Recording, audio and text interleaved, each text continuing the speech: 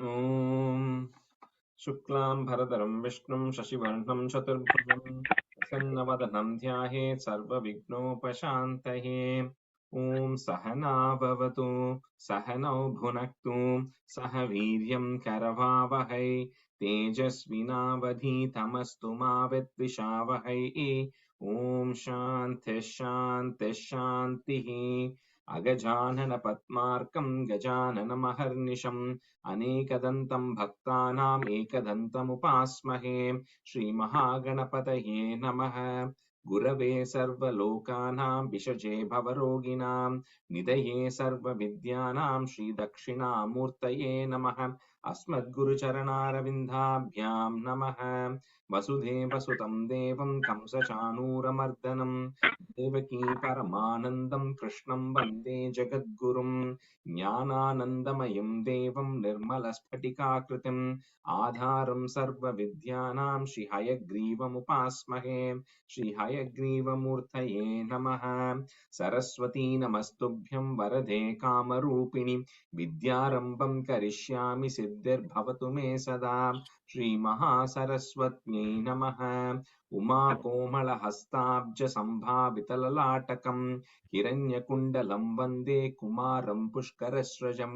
வெற்றிவேல் முருகனுக்கு ஹரஹரோஹரா லோகவீரியம் மகாபூஜ்யம் சர்வரக்ஷாகரம் விபும் பார்வதி ஹிருதயானந்தம் சாஸ்தாரம் பிரணமாம்யஹம் சுவாமியே சரணமையப்பா வாகர்த்தாபிவ சம்பிருக்தௌ வாகர்த்த பிரதிபத்தயே ஜகதः பிதரௌ வந்தே பார்வதி பரமேஸ்வரௌ श्री पार्वती परमेश्वराभ्यां नमः कोमलं कूजयन् वेणुं श्यामलोऽयं कुमारकः वेदवेद्यं परब्रह्म तस्मै श्रीगुरवे नमः अस्मद्गुरुचरणारविन्दाभ्यां नमः श्रीकृष्ण गोविन्द हरे मुरारे श्रीनाथ नारायण वासुदेव श्रीकृष्ण गोविन्द हरे मुरारे श्रीनाथ नारायण वासुदेव श्रीकृष्ण गोविन्द हरे मुरारे श्रीनाथ नारायण वासुदेव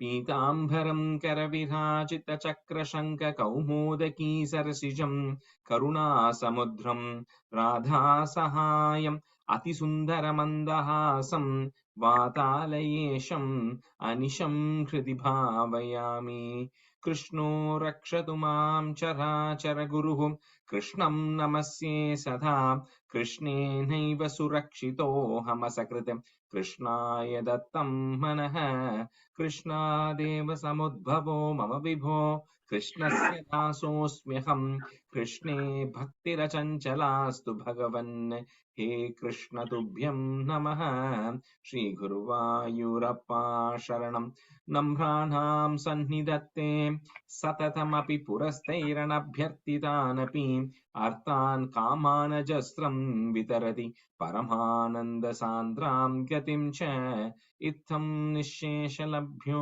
निरवधिकफलः पारिजातो हरे त्वं क्षुद्रं तं शक्रवाटी द्रुममभिलषति व्यर्थमर्त्यव्रजोऽयं श्रीगुरुवायूरप्पा शरणं श्रीभट्टपादम् अनिशं हृदि भावयामि वंशी विभूषितकरात् नवनीरदाभात् पीताम्बरात् अरुणबिम्बफलाधरोष्टात् पूर्णेन्दुसुन्दरमुखात् अरविन्दनेत्रात् कृष्णात् परं किमपि तत्त्वमहं न जाने കൈരണ്ടും കൂപ്പി ഞാൻ വിണ്ടുമീറക്കുന്നു നീരജലോചന നിന്നോടായി ഏതീനു മന്യനെ കുമ്പിടേണ്ടാത്തോരു രീതിയിൽ നീ എന്നെ പാലിക്കെന്നായി കൃഷ്ണ ഹരേ ജയ കൃഷ്ണ ഹരേ Jaya Krishna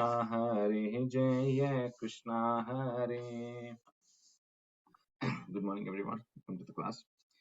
Okay, we'll do a quick review of 30. Vijaya, can you do 30? Nigga, Vijaya.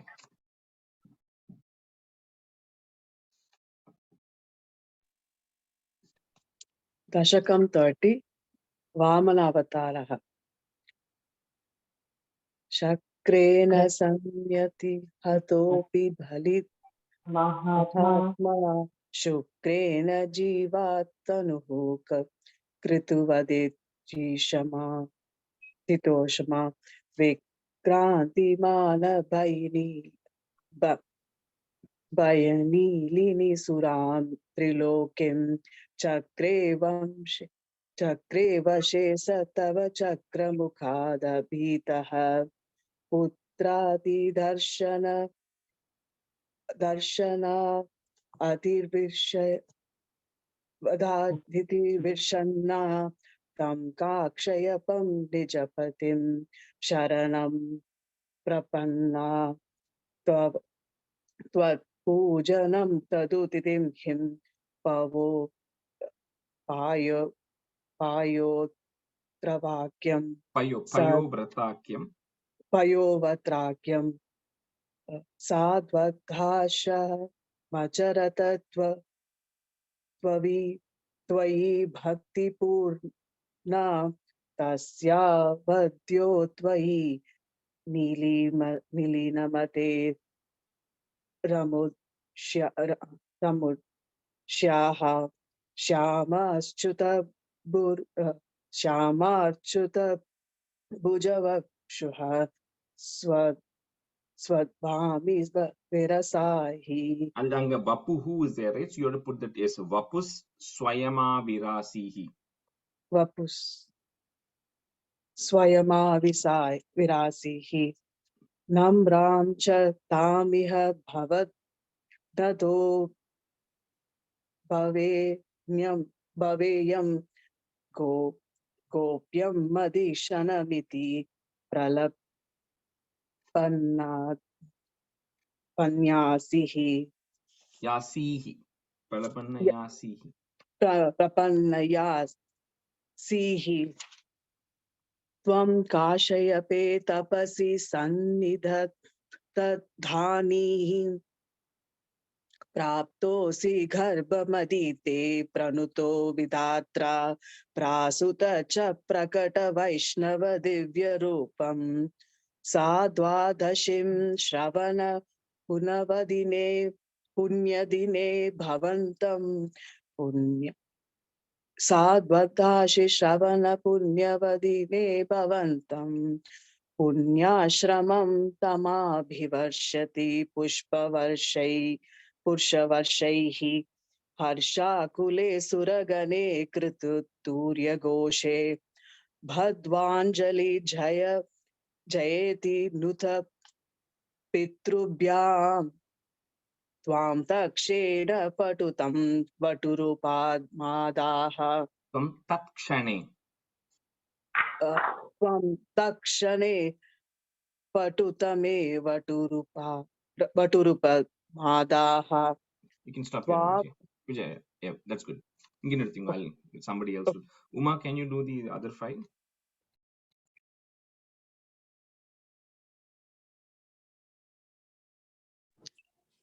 போன வாரம் கிளாஸுக்கு வரல, அதனால பிராக்டிஸ் பண்ணல. Okay. I can do it, Rajesh. Okay, we're going to finish it up with the last 5. Okay.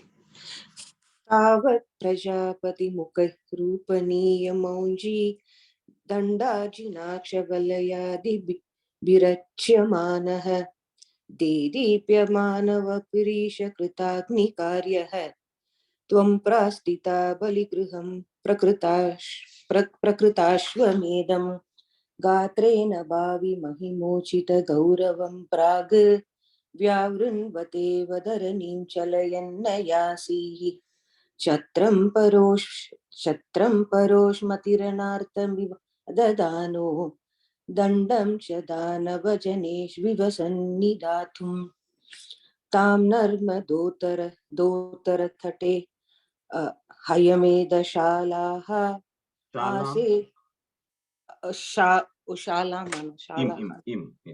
shalam sorry ase dushi tvairucha tavaruddhanetraihi Baswan kimesha dahano nu sanat kumaraha yogi nukoyamiti shukra mukhaisha shanke. Lata, on the third line, Sanat Kumaro. If you have Kumaraha, just change it to Sanat Kumaro. End of the third line. Okay, I changed it. Sorry. Anitamaashu भृगुभिर्महसा विभूतै त्वां रम्य रूपमसुर पुलकावृताङ्गः भक्त्या समेत्य सुकृति परिनिज्य पादौ तत्तोयमन्ववृदत् मूर्धनि तीर्थतीर्थम्. The first line endla is a visarga, okay? Vibhutaihi. Vibhutaihi, yeah. प्रह्लादवंशजतया क्रतुभिर्द्विजेषु विश्वासतो नु तदिदं दितिचोऽपि लेभे यत्ते पदाम्बुगिरिशस्य शिरोऽभिलाल्यं सत्वं विभो गुरुपुरालय पालयेताः. Krishnaya Parabrahmane Namaha. Okay, we'll continue with 31. So Vasanta Garu, Usha Garu, you can be students first half, and Uma and Sundari, you can be second half. Okay. Okay, so I think we stopped at stanza 4, right? So we'll continue with 5. याचत्येवं यदि स भगवान् पूर्णकामोऽस्मि सोऽहं धास्यामेव स्थिरमिति वदन् काव्यशब्दोऽपि दैत्यः विन्ध्यावल्या निजदयितया दत्तपाध्याय तुभ्यं चित्रं चित्रं सकलमपि स प्रार्पयत्तोयपूर्वम्.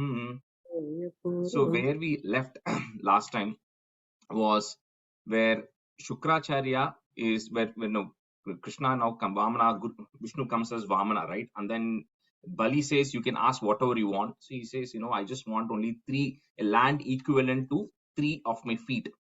So Bali is saying, like you seem to be like a very simpleton, like a small Brahmin boy, because I'm offering you everything and all you're asking for is just 3 feet of land, right? He says, I'll give you another chance. Ask for whatever you want, right?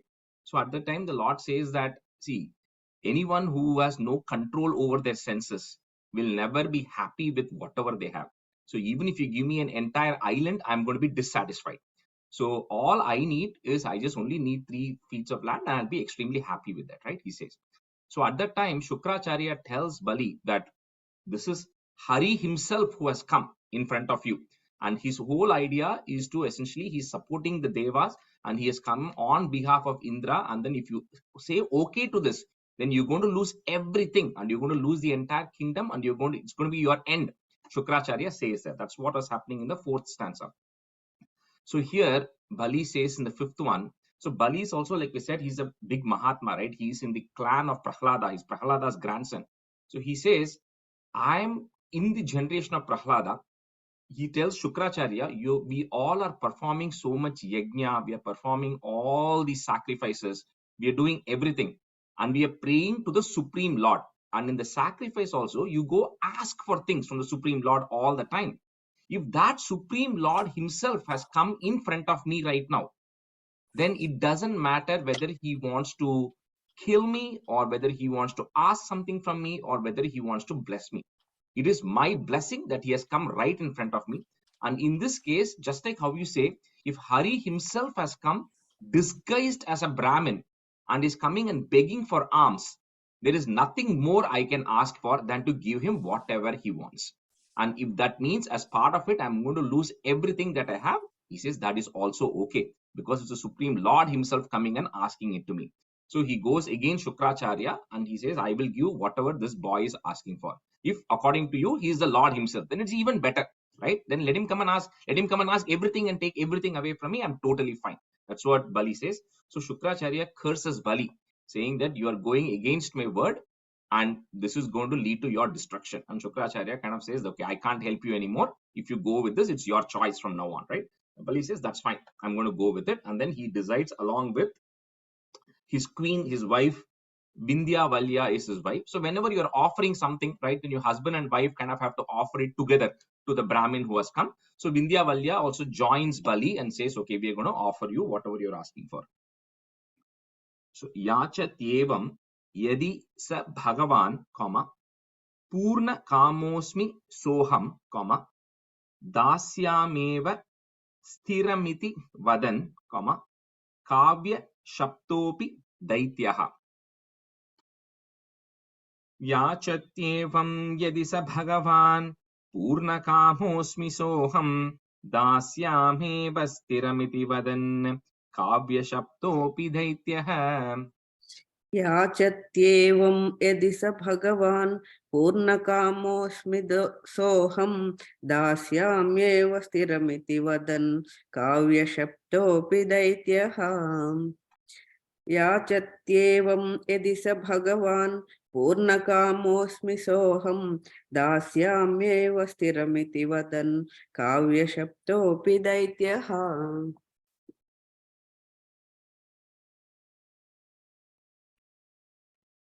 Vishnu garu, you're on mute. याचत्येवं यदि स भगवान् पूर्णकामोऽस्मि सोऽहं दास्यम्येव स्थिरमिति वदन् काव्यशब्दोऽपि दैत्यः याचत्येवं यदि स भगवान् पूर्णकामोऽस्मि सोऽहं दास्यम्येव स्थिरमिति वदन् काव्यशब्दोऽपि दैत्यः विन्द्यावल्या निज दयितया दत्त पाद्याय तुभ्यं चित्रं चित्रं सकलमपि स प्रार्पयत् तोय पूर्वम. Chitram Chitram is like everybody is praising Bali, saying, that this is really great. He's really Mahan, that although he knows what he's going to get into, he's still willing to do it. Vindhyavalya nijadayitaya dattapadhyaya tubhyam chitram chitram sakalamapi sa prarpayat toya purvam.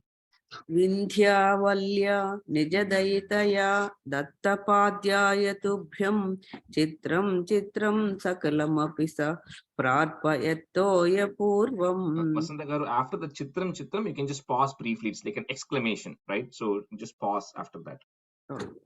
विन्ध्यावल्या निजदयितया दत्तपाद्याय तुभ्यं चित्रं चित्रं सकलमपि स प्रार्पयत्तोय पूर्वम्. विन्द्यावल्या निजदयितया दत्तपाद्यायुतुभ्यं चित्रं चित्रं सकलमपि सा प्रार्पयत्तोय पूर्वम् विन्द्यावल्या निजदयितया दत्तपाद्यायुतुभ्यं चित्रं चित्रं सकलमपि सा प्रार्पयत्तोय पूर्वम्. Stanza 6. Nissandeham ditikulapatau त्वय्यशेषार्पणं तद्व्यातन्वाने मुमुचुर्षयः सामराः पुष्पवर्षं दिव्यं रूपं तव च तदिदं पश्यतां विश्वभाजाम् उच्चैरुच्चैः अवृदत् अवधीकृत्य विश्वाण्डभाण्डम्. So this happens, Bali, right? So he contemplates for some time, and then Nissandeha, and then he has no doubt in his mind what he's going to be doing, right? So he and his wife, they say, what, officially, so they kind of take, they put some water and then officially hand over and say, you can take 3 feet of land that you want, right? When he does it, so all the devas and everybody are showering flowers and praising him, saying, what, this is indeed a great Mahatma, that he's willing to do this. So when that happens, when he officially agrees, at that time, the form Vamana means like a dwarf, like we said. So it's coming as a small Brahmin boy, which is short, I don't know, whatever height, right? So now this person starts growing, this Vamana starts growing, and that's when he becomes, the size is, eventually later on we're going to see the Virat Purusha form of the Lord, right? Which is the form of the Lord which encompasses all the 14 worlds inside of it, right? So similarly, this form of the Lord starts taking a bigger and bigger size, and he starts growing up in size right now, to the extent that he's pretty much taking up the entire cosmos or the entire 14 worlds right now. So the size is grown up right now. So Nissandeham Diti Kulapatau, Tvaya Shesharpanam, Tvaya Shesha Arpanam, you can remember that, but Tvaya Shesharpanam Tad, and then put a plus at the end of that line. Vyatanvane, and then put a comma after that. Mumuchur Rishayaha is there, put a is to join, Rishayas. Samaraha, put a F, Samaraf, Pushpavarsham. Nissandeham diti kulapatau, Tvayashesharpanam tadvyatanvane, Mumuchurishayas Samaraf, Pushpavarsham. Nissandeham ditikulapatau Tvayashesharpanam tadvyatanvane Mumuchurrushayas samarah pushpavarsham. Nissandeham ditikulapatau Tvayashesharpanam tadvyatanvane Mumuchurrushayas samarah pushpavarsham.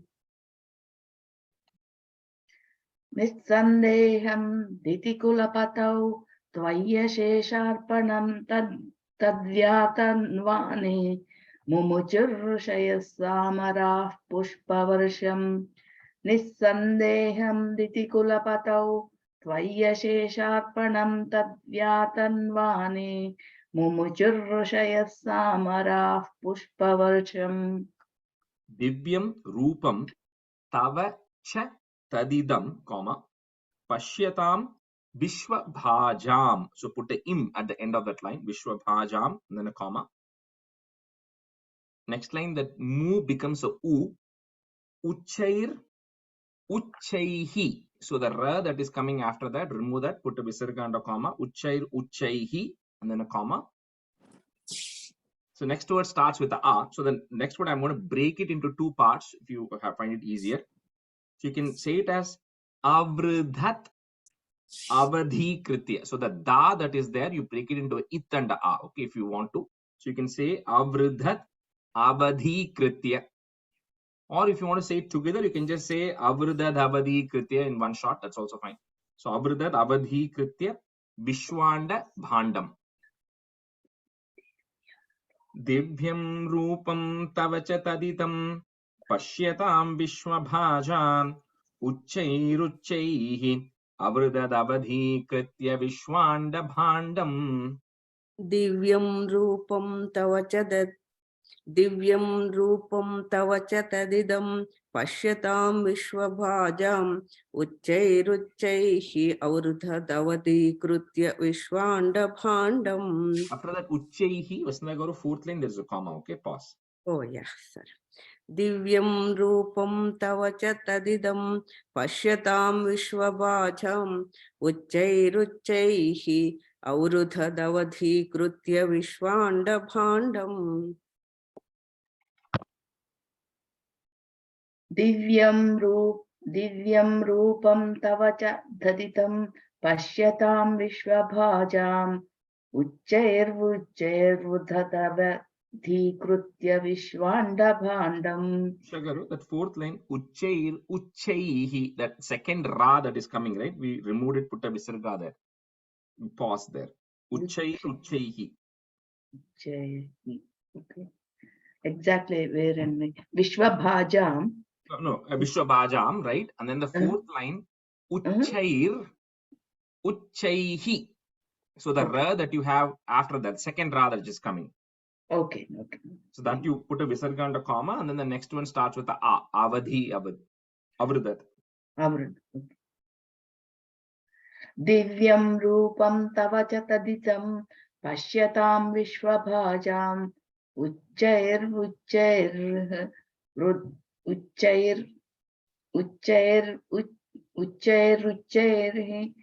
Avridadavadhikritya Vishwanda Bhandam. You're still saying that ir in the second time. So Uccaihi. Uccaihi. Yeah. Avridhat.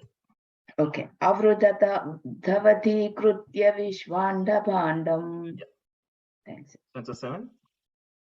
Tvatpadhagram nijapadagatam pundarikoddhavosau kunditoyaihi asichadapunadyajalam vishwalokan harshotkarshat subahunanrute kecharairutsaveesmin bherim nignan bhuvanamachara jambavan bhaktishali. So now the form is beginning to grow big. It has grown big such that it is now there's no comparison, right? Essentially, pretty much the entire 14 worlds are taken. So the first feet, so he asked for 3 feet of land. So the first feet is where he's putting it on earth and saying, okay, I'm standing here. So earth is kind of covering 1 feet, let's say. So the second feet, the Lord puts it such that the entire top regions are all taken. So Janaloka, Makaraloka, Satyaloka, everything is taken to the extent that the tip of the feet reaches Brahma Satyaloka. Right, that's where the tip of the feet goes. So there Brahma is now seeing that the Lord's feet is coming to his loka. So he then takes kundi toye, he takes from the kamandalu, he takes the water and then he washes the Trivikrama's feet, which has now reached his own abode. So from that's how the Lord has now covered 2 feet of it. So essentially this is very similar. See, it's difficult to imagine, right? But the point to think about it is when we talk about the Virat Rupam, it says the entire 14 worlds. That is the greatness of Santan Dharma, right? We say that the creator, which is some supreme Brahman, has the entire creation inside of him, number 1, right? So the entire 14 worlds are inside the Virat Rupa of the Lord. Number 2 is the creator is also inside every creation, inside you, inside me, inside every rock, inside every tree. Right? So it is very difficult to define this creator, because then you can't start comprehending logically, is inside, is outside, is everywhere, is nowhere, like all that stuff, right? But anyway, but in this case, the form of the Lord is so huge that Brahma now sees the tip and then he washes the tip of the feet of the Lord, and that water which is coming from that washing the feet of the Lord is what is going to sanctify the world. So here he says that now becomes the water which eventually flows into earth as Ganges and sanctifies the entire world. Now here at the very end, it says Bhuvanamachara Jambavan Bhaktishali. So Jambavan is coming. Jambavan comes only in Ramayana, right? But Jambavan is now showing up here also. That is because there are a few people like Jambavan, Parashurama, Hanuman, who all span multiple avatars of the Lord. Especially Jambavan. He was there during the Kurma avataram when the churning happened. Then he was there during this Vamana avataram. He's now going around beating drums saying, no, the Lord is great. He's doing it. He comes in Rama avataram. He comes in Krishna avataram, which we're going to see later, because Krishna goes and marries Jambavati, Jambavan's daughter.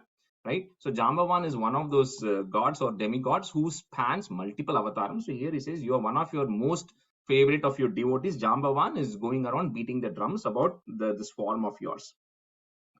So Tvat Padagram Nija Pada Gatam, comma, Pundari Kot Bhavosau, comma, Kundi Toyehi. Again, the Ra that is coming there, we're going to remove that, put a Visarga and a comma, Toyehi.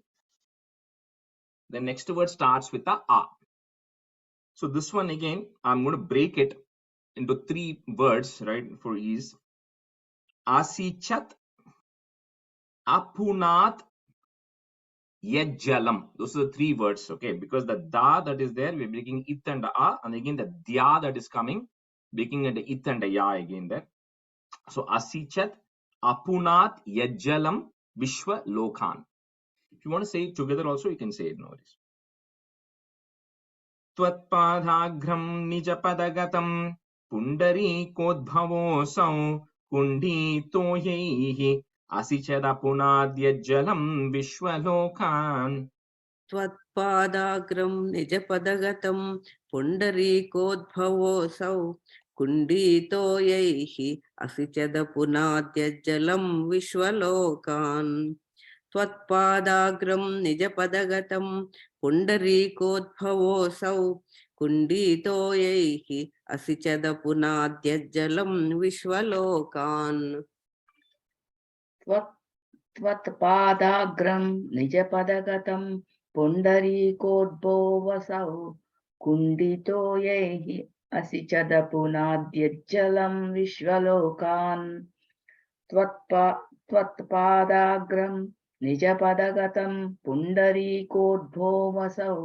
Bhavosau. Sorry, Yoshak. Bhavosau. Bhavosau. Okay. Pundarikoodbhavosau Kunditoyehi Asichadapunadyajalam Vishwalokan. Harshotkarshat, comma, Subahu Nanrithe Kecharair utsavesmin. If you want to break it there, Kecharair utsavesmin, comma, Bhirim nignan, comma, Bhuvanam acharaj Jambavan Bhaktishali.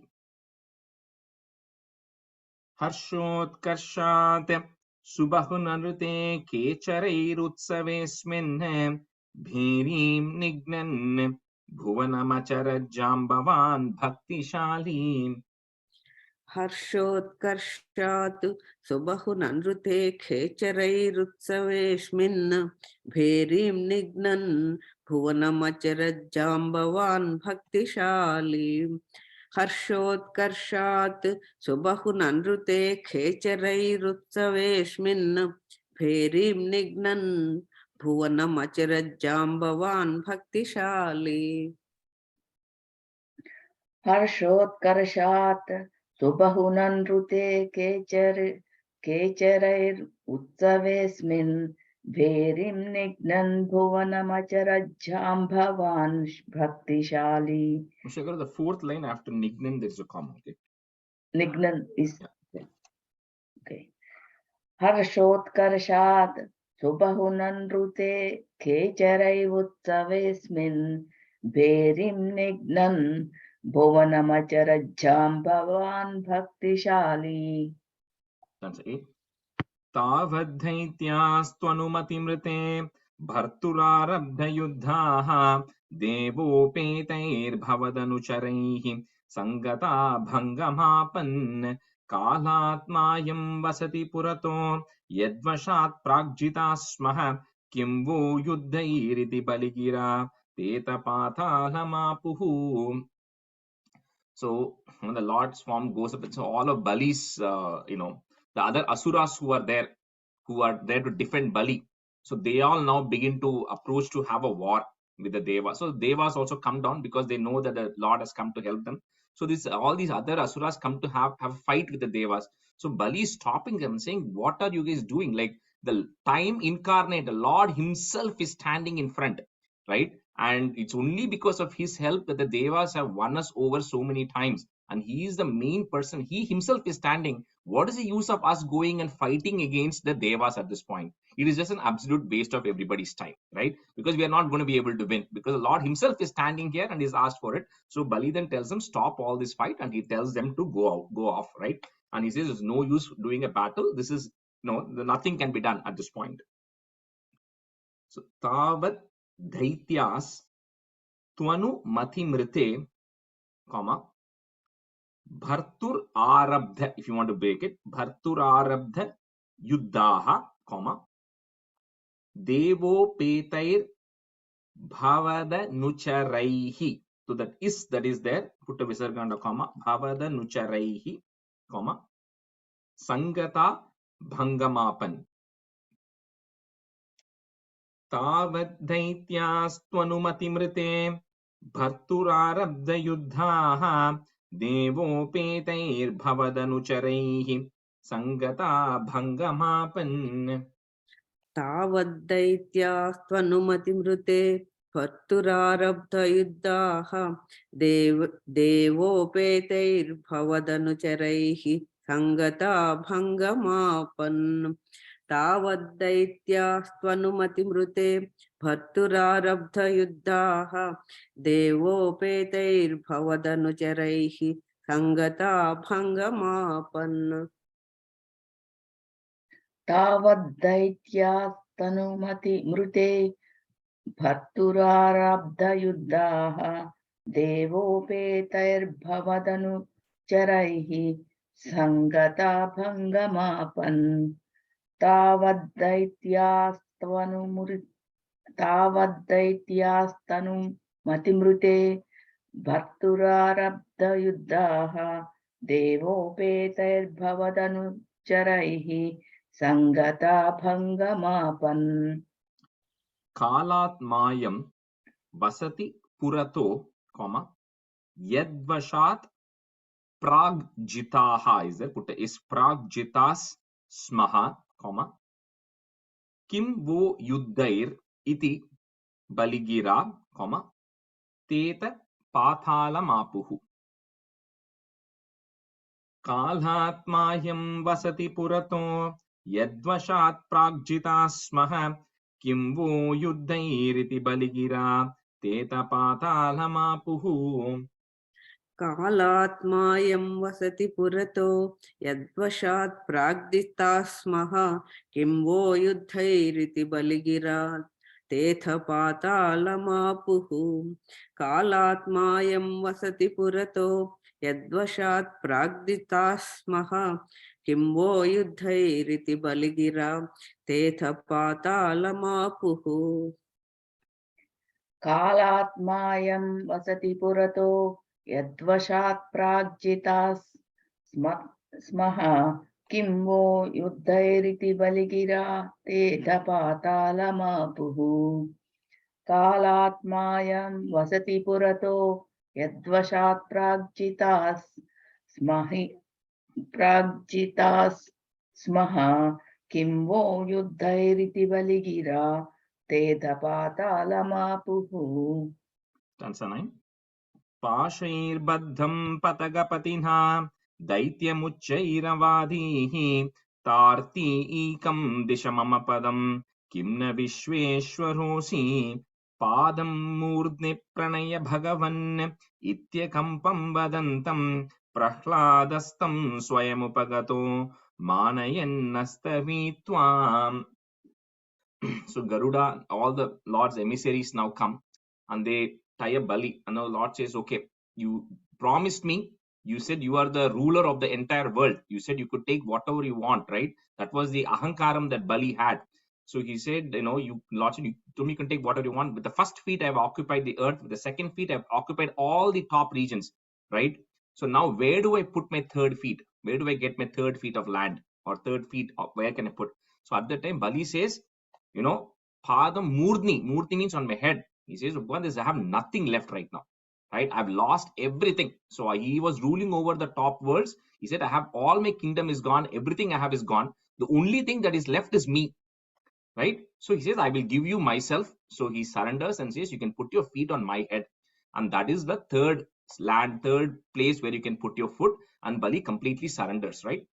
And that's when the Lord puts his feet as a blessing. So it is not like it's a little bit of a slight punishment because Bali had a lot of pride and it was to eradicate that pride, but it is actually a blessing because we'll see what happens later. So anyway, he puts his feet on Bali's head, and at that time Prahlada and everybody comes there and then say that Bali is indeed blessed because we'll see at the very end of Narayaneeyam also, Bhattaripad also, everybody says the most important part of your body is your feet. That's what he says. That's where all the sages, everybody resides. It's not your hands. It's not your, your face or nothing. The most important part of the Lord's body is the bottom of your feet. And that now is resting on Bali's head. So Bali is indeed the most blessed, right? That it is happening. So that comes and then everybody sing the praise of the Lord. And so that's what is then there's one more after this, but this is where this stanza ends. So Pashair Baddham Pata Gapatina, comma, Daityam Uchchaira Vadihi. So put a visarga at the end of that line. Vadihi, comma. Next line, there is a is at the beginning. You can remove that if you have it. Tarth ti ekam. So this one has a ir and it's got two thas there. Okay. Tarth ti ekam. Disha mama padam, comma. Kim na Vishweshwarosi. Pashairbadham patagapatina Daitymuchairavadihi Tarti ekam disha mama padam Kim na Vishweshwarosi. पासैर्बद्धं पतगपतिना दैत्यमुच्चैरवादीः तार्तीकं दिश मम पदं किं न विश्वेश्वरोऽसि पासैर्बद्धं पतगपतिना दैत्यमुच्चैरवादीः तार्तीकं दिश मम पदं किं न विश्वेश्वरोऽसि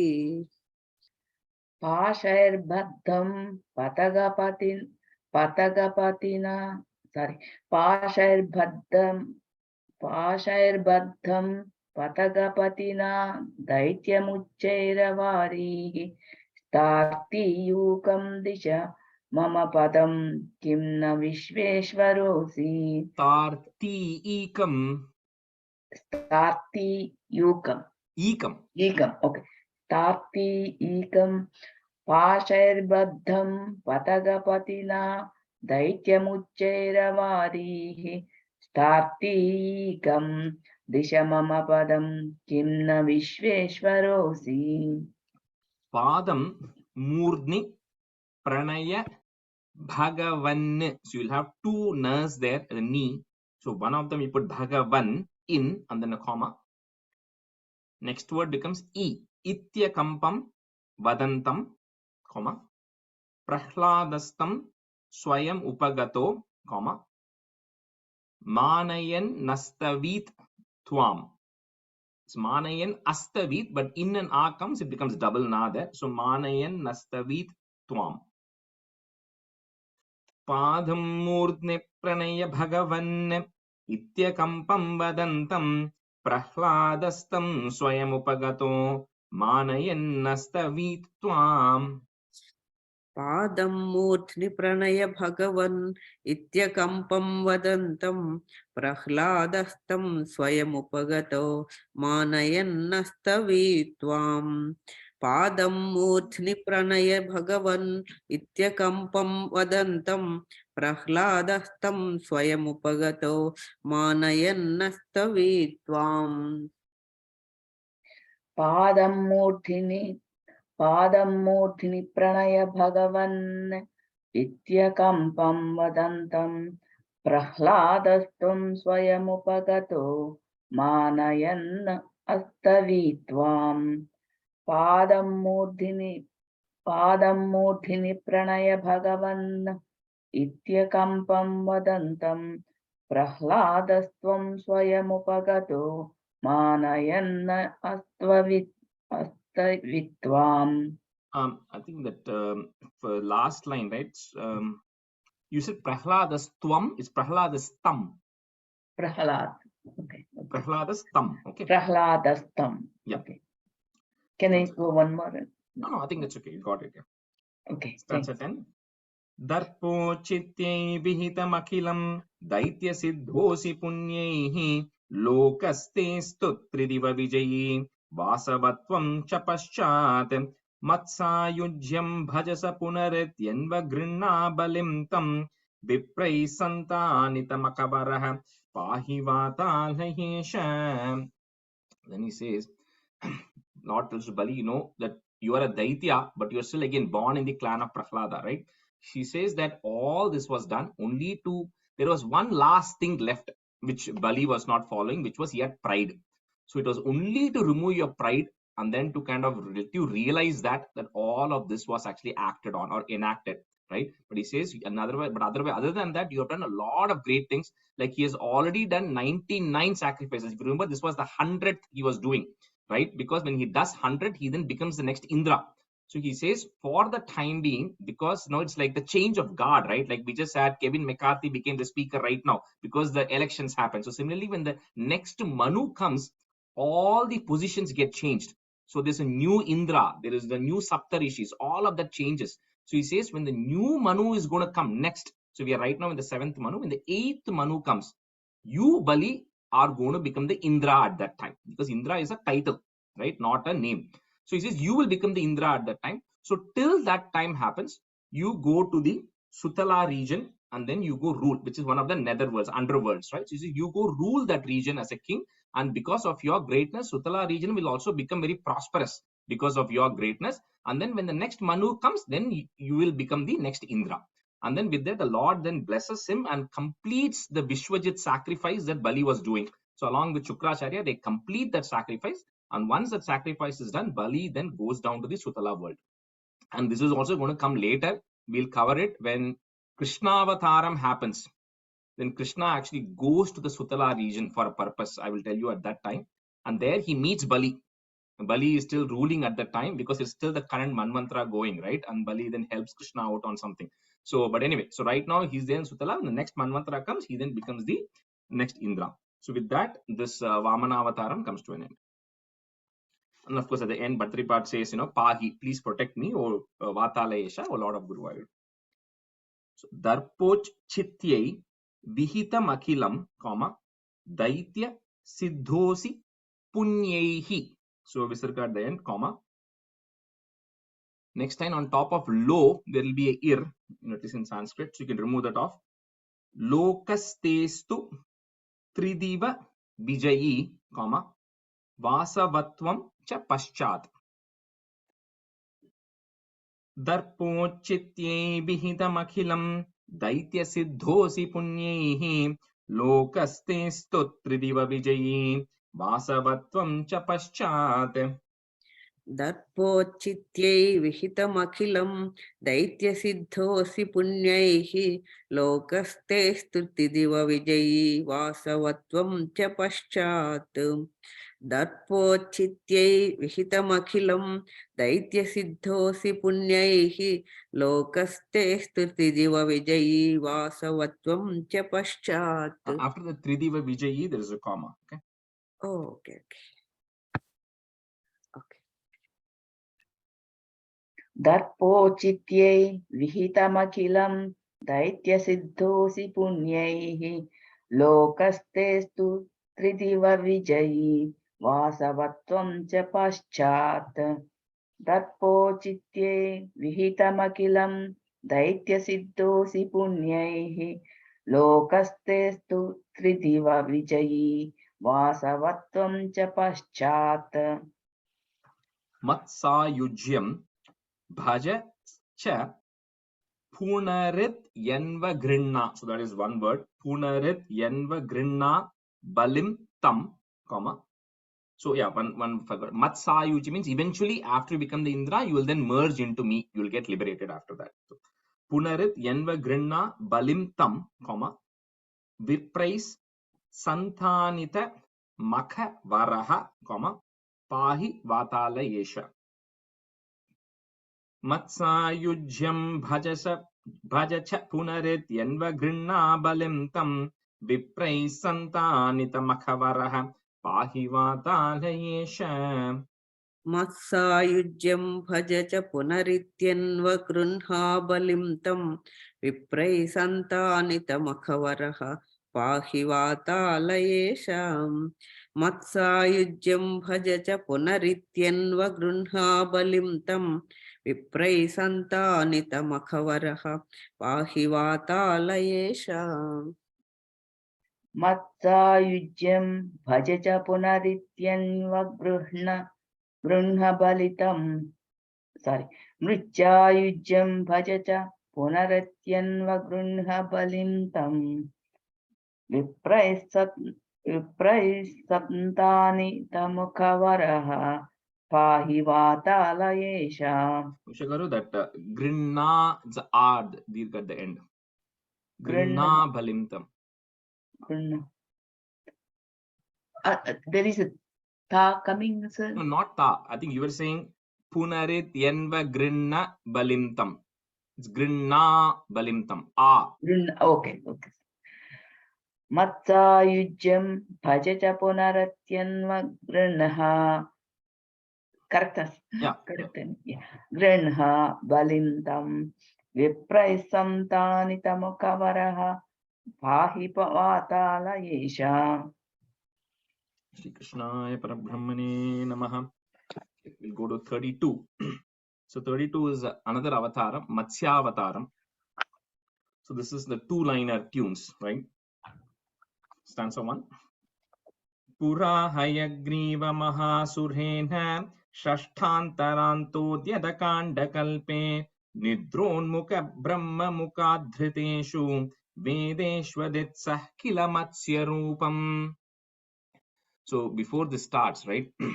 So Parikshit actually goes and asks Shukabrahmam in Bhagavatam. He says that I heard that the Lord then once took the form of a fish, right? And fishes, if you kind of think of it, it is in the, he says it is in the lowest of categories, right? Like it doesn't have as much, it's not as developed as any animal or any human and everything. So, and it is also subjected to a lot more difficulties as a fish, right? You cannot survive out of water, all these things. He says, why is that the Lord, who is so powerful, why does he want to take incarnation as a fish? He says it doesn't make sense, right? So for that, Shukavarma first starts off by explaining that, first of all, you should remember that one, the Lord takes avataram in the earth or anywhere, right? Multiple avatarams. for the benefit of people and anything. It's to uphold dharma, it's to protect people, protect brahmanas and all those things, right? So we all know that. So he takes all these things to uphold the good and to get rid of the evil.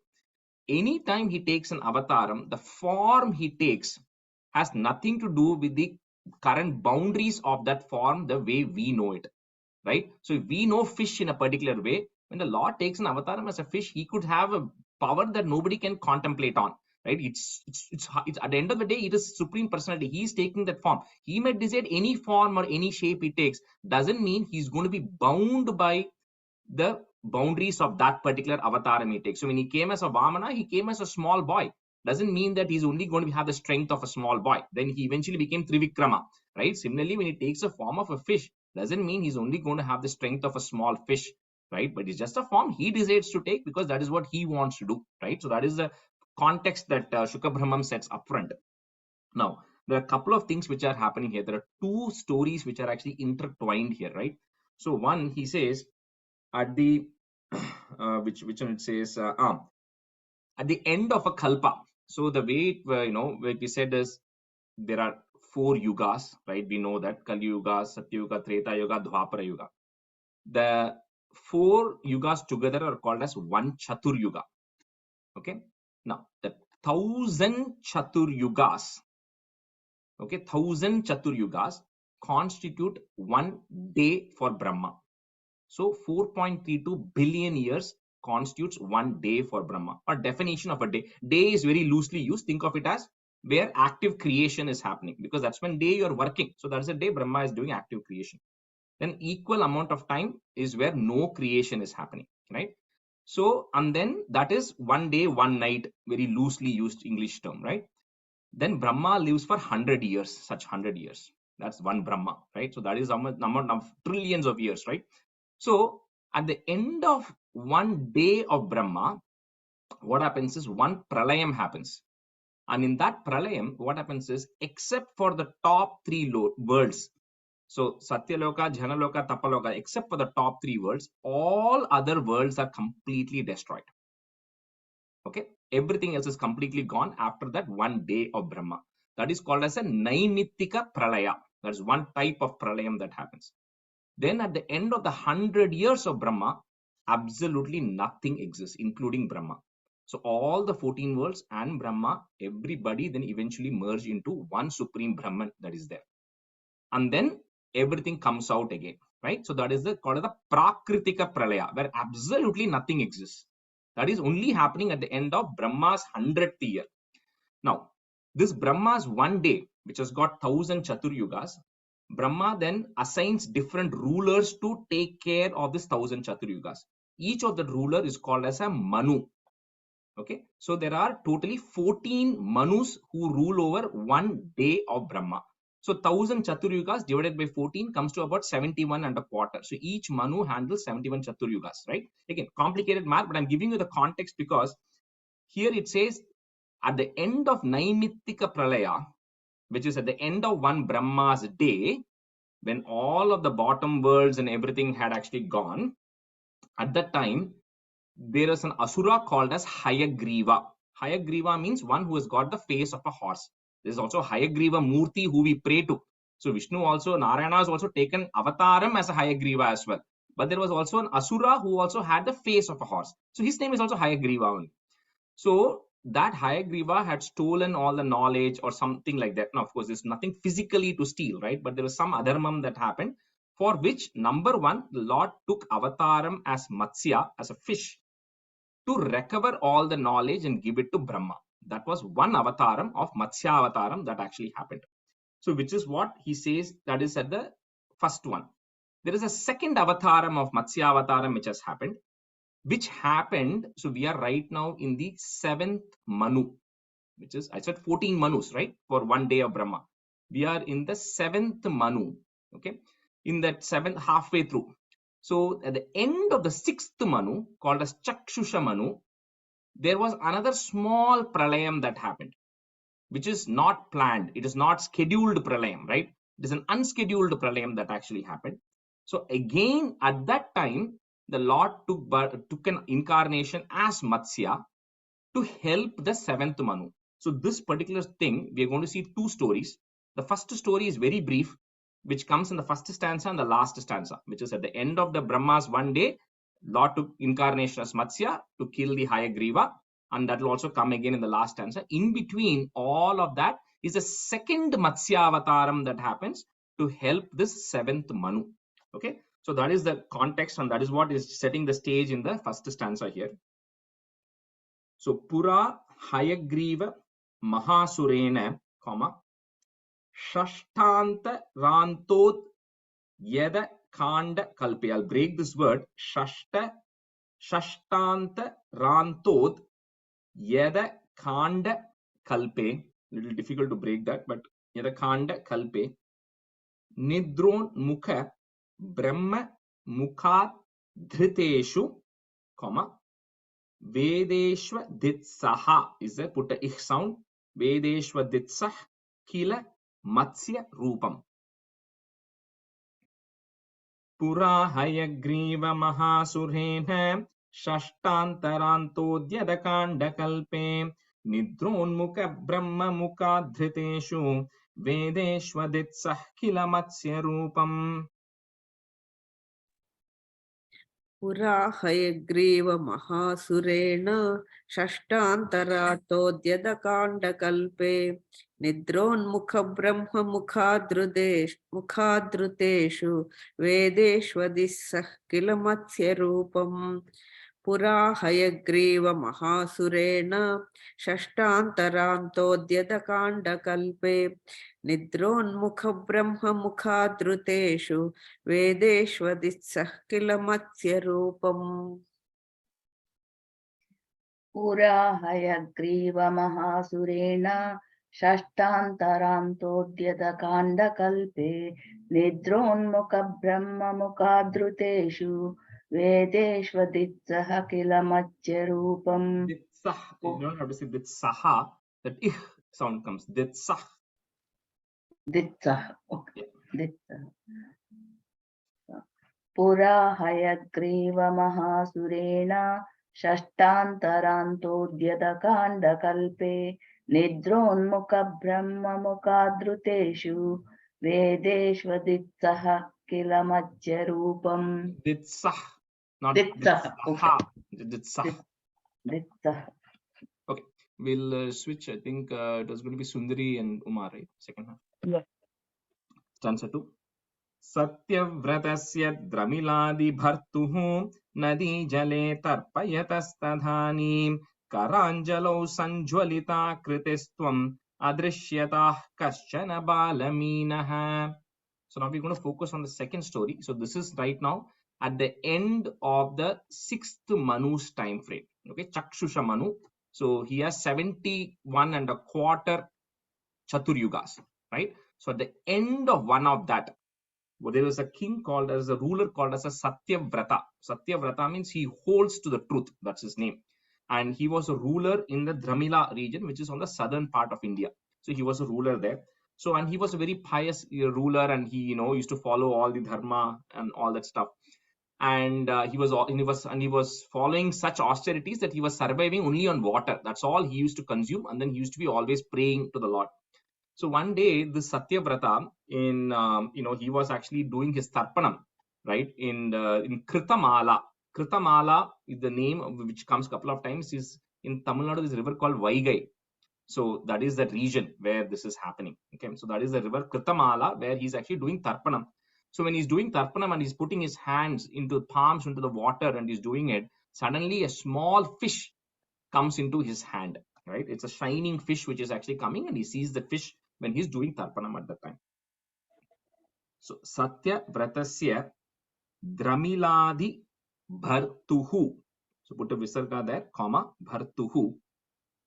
Then on top of that na, if you have a ir, that goes away.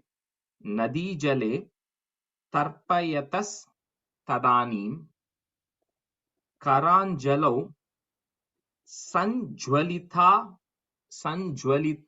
kritis. Sanjwalita, jwalam means shining. So sanjwalita kritis tvam. So the ma that is there, first put a im, tvam, comma. Next word starts with a a. Adrishyataha is there, put a ih to join. Adrishyatah kaschana balaminaha. Balaminaha just means some small fish. Satyavradasya dramiladhibhartuhu nadi jale tarpayatastadhanim karanjalau sanjwalita kritistvam adrishyatah kaschana balaminaha. सत्यव्रतस्य द्रमिलाधिभर्तुः नदीजले तर्पयतस्तदानीं कराञ्जलौ सञ्ज्वलिताकृतिस्त्वम् अदृश्यथाः कश्चन बालमीनः सत्यव्रतस्य द्रमिलाधिभर्तुः नदीजले तर्पयतस्तदानीं कराञ्जलौ सञ्ज्वलिताकृतिस्त्वम् अदृश्यथाः कश्चन बालमीनः सत्यव्रतस्य द्रमिलादिभर्तुः नदीजले दर्पयतस्तदानीं कराञ्जलौ सञ्ज्वलिताकृतिस्त्वम् अदृश्यदाः कश्चन बालमीनः सत्यव्रतस्य द्रमिलादिभर्तुः नदीजले दर्पयतस्तदानीं कराञ्जलौ सञ्ज्वलिताकृतिस्त्वम् अदृश्यदाः कश्चन बालमीनः. Stanza 3. Kshiptam jale tvam chakitam vilokya ninyembupatreణ munisvageham swalpairahobih kalashim chakupam vapim saraschana shishe vibhotvam. So now when Satyavrata sees this small fish in his hand, so he automatically takes it and he puts it back into the water. So however, when he puts it back into the water, he hears a conversation with the fish. So it doesn't mean the fish is actually talking in Sanskrit or English, right? So it is like Satyavrata is like also a very, what you call, he's a very blessed senior person. So he's able to communicate with the fish. That's how we need to take this. So the fish is communicating with him, saying that, "Oh king, you are a very, or a leader, you are a very merciful person. You're putting me back into this water, in this river, right? There are other bigger fishes and everything here who can eat me." So he says, "Please don't do it. Take me home along with you," right? So when the fish starts communicating, Satyavrata realizes that this is not an ordinary fish. So what he first does is he takes his kamandalam he has. In the kamandalu, he puts the fish in it along with some water, takes it home. So once he takes it in the jug and goes to his home, suddenly the fish starts growing in size. So when the fish starts growing in size and now he realizes it's not going to fit in his kamandalu, so then he has a bigger pot in his house. So he moves the fish over to that pot. So now the fish is beginning to grow in size again. And now it is overgrowing the size of the pot. So he says, I have to find a better place where I can go put it. So he goes to a well.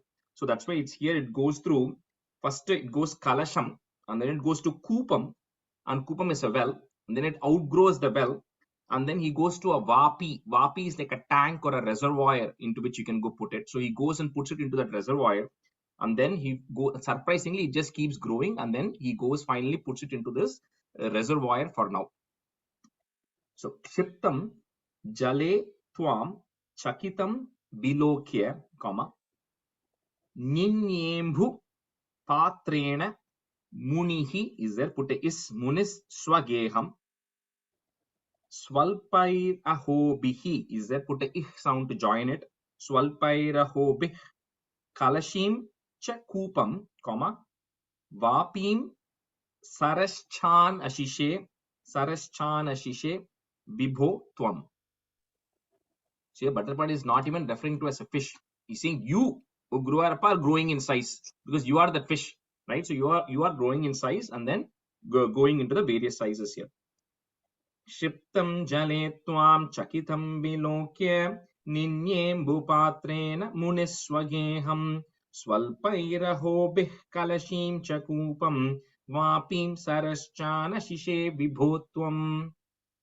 क्षिप्तं जले त्वां चकितं विलोक्य निन्येम्बुपात्रेण मुनिस्वगेहं स्वल्पैरहोभिः कलशीं च कूपं वापीं सरश्चान् अशिषे विभो त्वम् क्षिप्तं जले त्वां चकितं विलोक्य निन्येम्बुपात्रेण मुनिस्वगेहं स्वल्पैरहुभिः कलशीं च कूपं वापीं सरश्चान् अशिषे विभोत्वम् सिक्तं जले चकितं विलोक्य निन्येम्बुपात्रेण मुनिस्वहेकं स्वल्पैरघोभिस्कलिशं च कूपं वापीं शरश्चान् अशिषे विभोत्वम् Kalashim, third line, Kalashim. कलशी सिक्तं जले त्वां चकितं विलोक्य निन्येम्बुपात्रेण मुनिस्वकेहं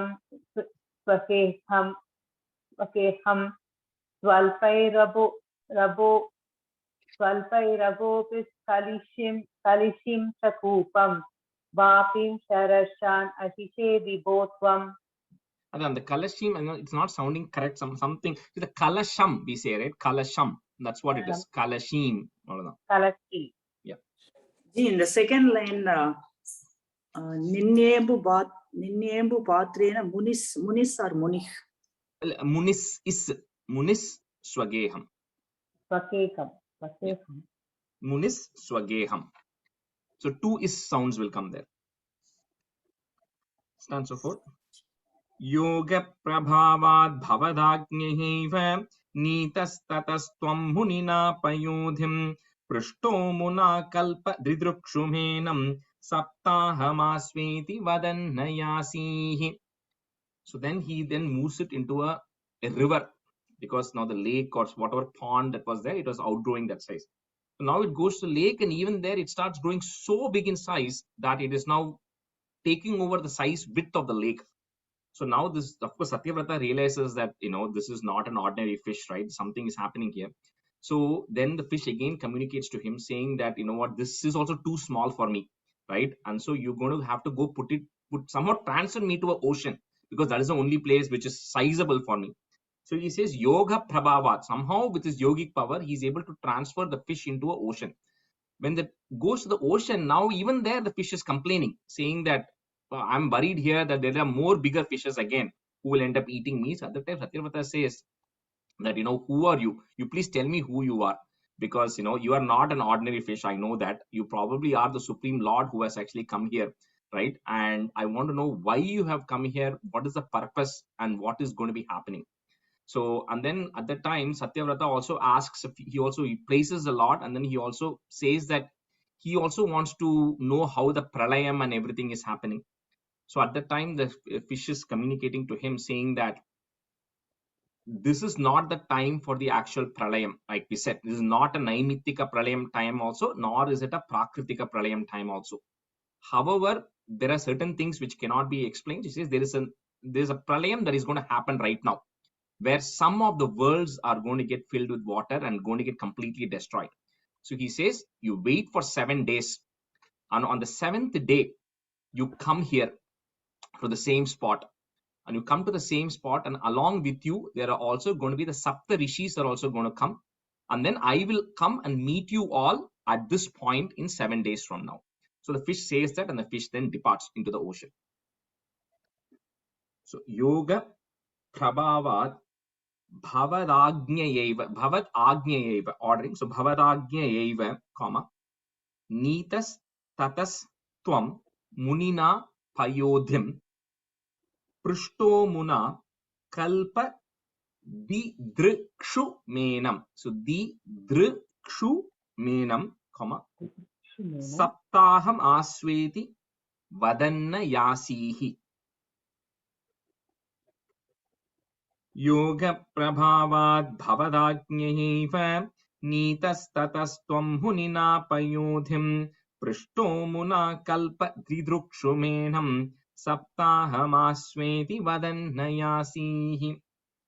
Yoga Prabhavat Bhavadagnayeva Nitastatastvam Munina Payodhim Prushto Muna Kalpa Didrukshumenam Saptahamasveti Vadannayasihi. Yoga Prabhavat Bhavadagnayeva Nitastatastvam Munina Payodhim पृष्टो मुना कल्पदिदृक्षुमेनं सप्ताहमास्वेति वदन्नयासीः योगप्रभावावगान्ययैव नीदस्तदस्त्वं मुनिना भयोदिं भृष्टो मुना दिदृशुमेनं सप्ताहमास्वेति वदन्नयासिः योग दिदृक्षु दिदृक्षु योगप्रभावात् भवदान्ययैव नीदस्तदस्त्वं मुनिना भयोदिं भृष्टो मुना कल्पदृदृक्षुमेनं सप्ताहमास्वेति वदन्नयासिः यासीः long दीर्घमन्त stanza 5 प्राप्ते त्वदुक्ते हनि वारिधारा परिप्लुते भूमितले मुनीन्द्रः सप्तर्षिभिः सार्धमपारवारिणि उद्घूर्णमानः शरणं ययौ त्वाम्. So the next 7 days, Satyavrata is continuing to now meditate on the Matsya form of the Lord. The form of the Lord as a fish is sitting and meditating. And when the 7th day is approaching, so at that time, Varidhara, there is like a heavy flow of rain, heavy rain that's beginning to come, right? The clouds are forming and the heavy rains are starting to come. And the entire earth and all the other regions are beginning to get filled with water, and everything is beginning to get destroyed. And all the water is overflowing everywhere, and it's just water everywhere he looks. So at that time, the Sapta Rishis also appear at that time. Like I said, there are different Sapta Rishis for different Manu. So whoever the Sapta Rishis were for Chakshusha Manu, they are there. But I think this time, I think the 7th next set of Rishis are coming, because that's what is going to happen. So anyway, the Sapta Rishis are coming, and this Satyavrata is also there, and they are all getting worried because it's water everywhere. They're really getting scared. So at that time, Sharanam Yayotvam. So they just all completely surrender to you and start praying to you, because they are worried what is going to happen next, because it's just water everywhere. So Prapte Twadukte Hani, Vari Dhara Pariplute Bhumitale Munindraha Saptarshibihi is there, put a is to join, Saptarshibis Sardham Apara Varini. So the U that you have there, YU, first remove that and make it Varini, short E, and then a comma, Paravarini, comma. Next word starts with the U, Udghurna Manaha. Put a ish to join, Udghurna Manash Sharanam Yayau Tvam. Prapte Twadukte Hani Varidhara Pariplute Bhumitale Munindraha Saptarshibis Sardham Aparavarini Udghurnamana Sharanam Yayau Tvam. प्राप्ते त्वदुक्ते हनि वारिधारा परिप्लुते भूमितले मुनीन्द्रः सप्तर्षिभिः सार्धम् अपारवारिणि उद्घूर्णमानः शरणं ययो त्वाम् प्राप्ते त्वदुक्ते हनि वारिधारा परिप्लुते भूमितले मुनीन्द्रः सप्तर्षिभिः सार्धम् अपारवारिणि उद्घूर्णमानः शरणं ययो त्वाम् प्राप्ते त्वदुक्ते हनि वारिधारा परिप्लुते भूमितले मुनीन्द्रः सप्तर्षिभिः सार्धम् अपवारिणि उत्कूर्णमानः शरणं ययो त्वाम्. Uma, third line, Sardham Aparavarini. प्राप्ते त्वदुक्ते हनि वारिधारा परिप्लुते भूमितले मुनीन्द्रः सप्तर्षिभिः सार्धम् अपारवारिणि उत्कूर्णमानः शरणं ययो त्वाम्. Stanza 6. Dharam Twadadeshakarimavaptam Naurupinimaruruhustadhate Tatkampakampreshu Chateshu Bhuyah Tomam Bhudera Virabhur Mahiyan. So here is where it gets, very similar to Noah's Ark, right? So, but again, our timing and things are slightly different of when things happen, because this is happening at the end of the 6th Manu, right? So right now, so Kali Yuga is like 432,000 years. So which means the Dwapara Yuga was 2x of it, Treta Yuga was 3x, Satya Yuga was 4x of it. So that many years have actually passed since this incident has happened, according to Hindu calendar. But anyway, so very similar to that, when this pralayam, when this in between pralayam is happening, that a big boat comes as planned, and then Satyavrata, along with the 7 sages, he then gets into that. But because the pralayam water is just shaking so much, or very choppy, at the time the Lord appears again as promised in the form of a bigger fish. So the fish has become its incomparable size. It has become, right? So, and then that fish is now coming to guide the boat and to take them. So now, what is another slight thing that is variant here is the water is sometimes used very loosely in Hinduism. So eventually what is going to happen is they are not going to just go through the water. They are actually going to go out of this earth, because he's going to, later on it's going to come is they're going to go out, right? So the fishing, the word fish cannot be, like I said earlier, you cannot put constraints like a regular fish, that this is a fish, is only going to swim in water, it only has gills, can only breathe like that. You cannot put those conditions, right? When the Lord has taken the form of this fish, there are no rules or no boundaries. So right now he has come in the form of, again, come back, bigger sized fish. All of them are sitting in that now in the boat, and then he's going to guide them right now.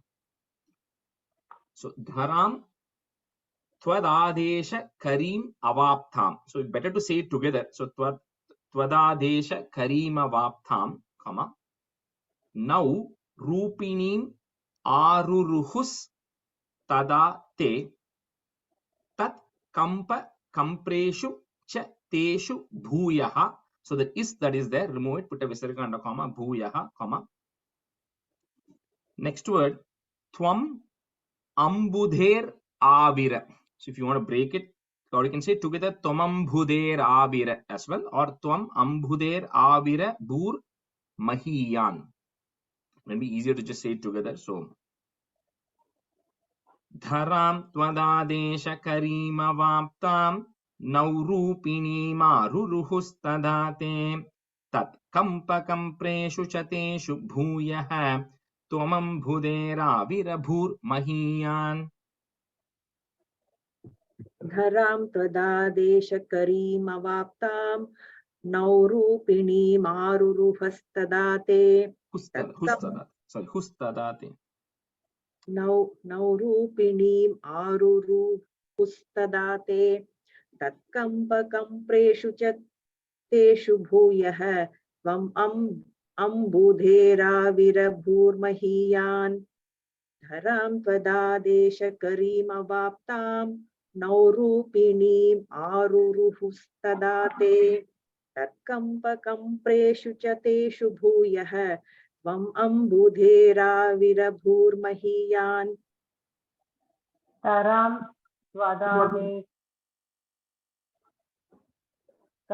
त्वदादेशकरीमवाप्तां नौरूपिणी अमारुरुहुस्तदाते तत्कम्प्रेषु च देषु भूयः त्वम् अम्बुधेराविरभूर्महीयान्. Second line, naurupinim aruruhustadate. तरां त्वदादेशकरीमवाप्तां नौरूपिणी आरुरुहुस्तदाते तत्कम्प्रेषु च देषु भूयः त्वम् अम्बुधेराविरभूर्महीयान्. Stanza 7. Jashaकृतिं योजनलक्षदीर्घां दधानमुच्चैस्तरतेजसं त्वां निरीक्ष्य तुष्ट्या मुनयस्त्वदुक्त्या त्वत्तुङ्गशृङ्गे तरणिं भबन्धुः. So I'll say we'll just do 7 and 8 today and stop. I'll say the 7 and 8 meaning together.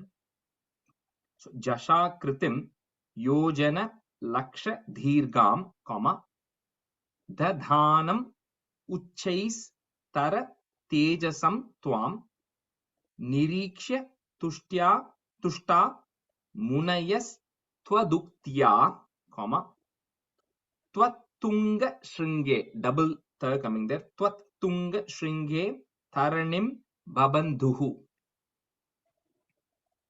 Jhashakritim yojana lakshadhirkam dadhanamuchaistaratejasam tvam nirikshya tushta munayastvaduktya tvattunga shringe taranim babandhuhu.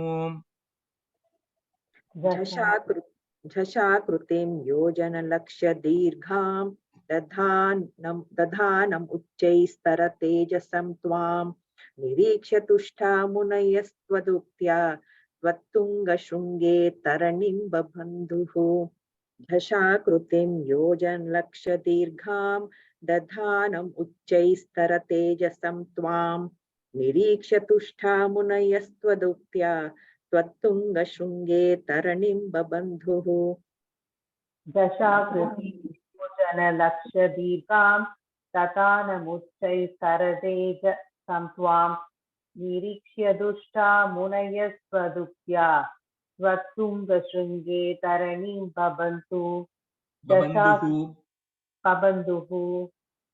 दशाकृतिं योजनलक्षदीर्घां तदानमुच्चैस्तरतेजसं त्वां निरीक्ष्य दुष्टा मुनयस्त्वदुक्त्या त्वत्तुङ्गशृङ्गे तरणिं बबन्धुः. Stanza 8. Akrishtanauko munimandalaya pradarshayन् vishwajagadvibhagan samstuyamano nrivarena tena jnanam param chopadishannachaarihi. So, like I said, this fish is of enormous size, right? And the Lord then instructs that the boat be attached to the fish because the fish is going to take them somewhere right now.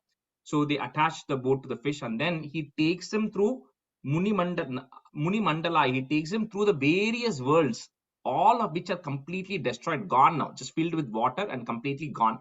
And when he's doing it to the Sapta Rishis and to Satyavrata, the Lord then teaches them the Sankhya Yoga, which we saw in the Kapilopakyanam, the Sankhya Yoga as well as the Bhakti Yoga. He gives them all the instructions. He gives them all the knowledge which are there in all the scriptures and the Vedas and everything, because later on these Sapta Rishis become the Sapta Rishis for the next Manu, and this Satyavrata in the next stanza he is going to become the 7th Manu.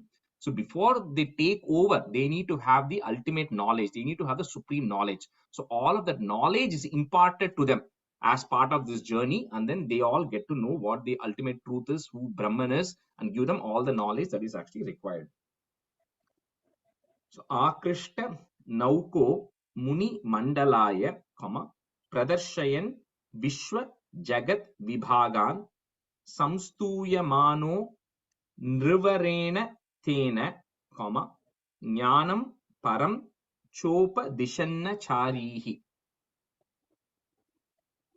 Akrishtanauko Munimandalaya Pradarshayन् Vishwajagat Vibhagan Samstuyamano Nrivarena Tena Jnanam Param Chopa Dishanna Charihi.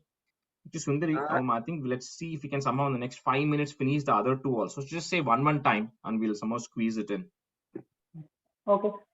आकृष्टनौको मुनिमण्डलाय प्रदर्शयन् विश्वजगद्विभागान् संस्तूयमानो नृवरेण तेन ज्ञानं परं चोपदिशन्नचारीः आकृष्टनौको मुनिमण्डलाय प्रदर्शयन् विश्वजगद्विभागान् संस्तूयमानो नृवरेण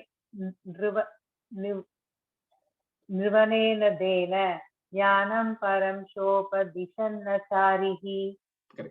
Nrivarena. Next one, 9. Kalpavadhau Saptamunin Purovat, Prastapya Satyavrata Bhumipam Tam Vaivaswathakyam Manum Adadhanaha, Krodhat Hayagrivam Abhidhruto Bhuhu. So this Satyavrata, right, who was the king, Now, once he's got the ultimate knowledge, now he then in the next Manu, when the Chakshusha Manu period is now over as part of the Pralayam, that gets over. So the next Manu is starting. This Satyavrata is born as the son of the sun god, S-O-N of the S-U-N god. So that's why the son is S-U-N is called Vivaswan. So because he's born as his son, he's called Vaivaswata Manu.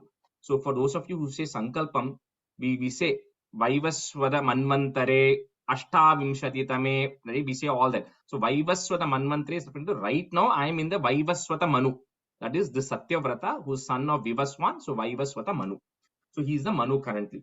And now this last line, Krodhat Hayagriva, the story is getting to the first story I was telling, which is when the Hayagriva demon came. So one, he established. Second, which is happening in this and the next stanza, is when the Lord took the birth as Matsyavataram the first time, he then got rid of the Hayagriva demon and then gave Brahma all the knowledge of Vedas so that Brahma can begin the process of creation. So these two are kind of two different stories but tied together because of the common Matsyavataram. So Kalpavadhau Saptamunin Purovat, Prastapya Satyavrata. Oh, we already said that. Kalpavadhau Saptamunin Purovat, Prastapya Satyavrata Bhumipam tam Vaivaswatakyam Manumadadhanah Krodhat Hayagrivam Abhidruto Bhuh.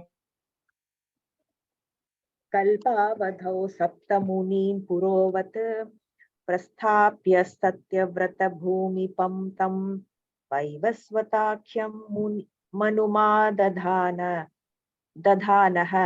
krodhat hayagrivam abhidruto bhuh. Kalpavat sapta munin purovat prastapya satyavrata bhumipam tam vaivasya dakyam manumadadhanah krodhat hayagriva abhidruto bhuh.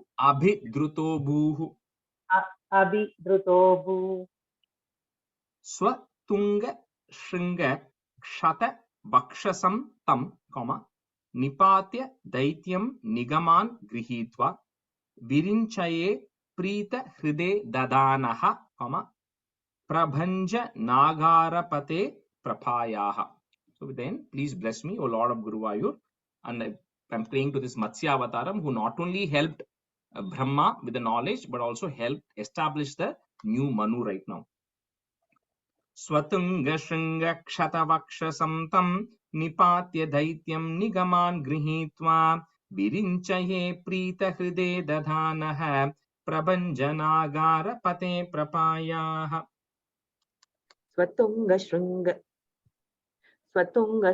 Kshatavakshasam tam Nipatya Daityam Nigaman Gruhitva Virinchaye Prita Hrude Dadanaha Prabhanjana Garapate Prapayaha.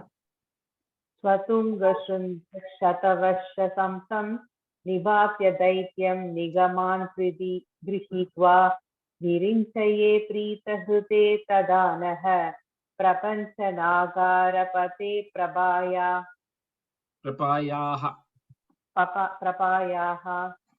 Shri Krishnaya Parabrahmane Namaha. In the class here.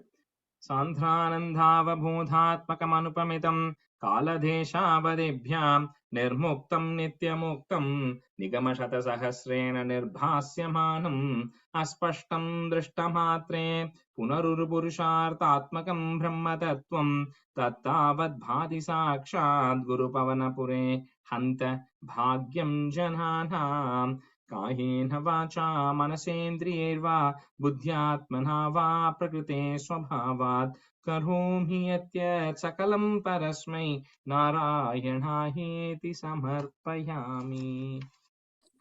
Thank you all. Sorry, we rushed a little bit towards the end, but I didn't want to leave it hanging with two stanzas on this chapter. So, Thank you. Thank you. Thank you.